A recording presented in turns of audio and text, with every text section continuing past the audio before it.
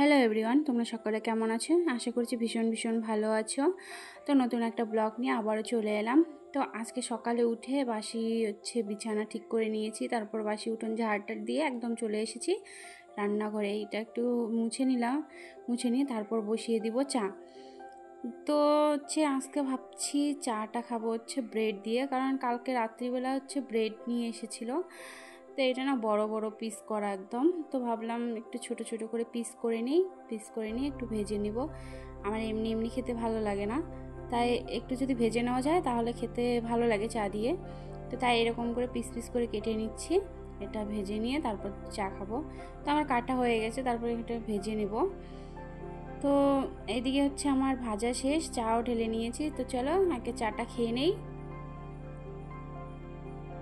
তো চা খাওয়া দাওয়া শেষ, তারপর চলে এসেছি একদম রান্না করতে। তো এদিকে ভাত বসিয়ে দিলাম, আর এদিকে আমার সবজি হয়ে গেছে কুমড়ো ভাজি, আর এদিকে পাতলা করে ডাল, আর মাছ দিয়ে ডাঁটার সবজি। তো রান্না বান্না করে তারপর চলে এসেছি একদম ছাদে জামা কাপড় কেচে দিতে। তো কয়েকদিন আগেই তো বাবা বাড়ি থেকে এসেছি, এসে কাজ করার কোনো এনার্জি পাচ্ছি না, আমি জানি না কেন। তো কি করব, আর এনার্জি না পেলেও তো করতেই হবে। তো তাই জামা কাপড় কেচে দিয়ে একদম চলে এসেছি ছাদে জামা কাপড় শুকাতে দিয়ে, তারপর যখন নিচে। তো জামা কাপড় শুকাতে দিয়ে এসে এদিকে মেয়ের জন্য আপেল সিদ্ধ করে নিব।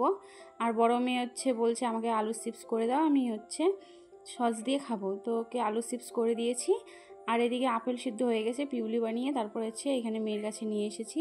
মেয়েকে এখন খাওয়াচ্ছি, ও ভালোই খেয়ে নিচ্ছে, মানে কোনো বাহানা করছে না, একটু খেলছে আর খেয়ে নিচ্ছে। ওকে খেলার ছলেই খাওয়াতে হয়, এমনি যদি কোলে নিয়ে খাওয়াতে যাই তাহলে অনেক কান্না করে।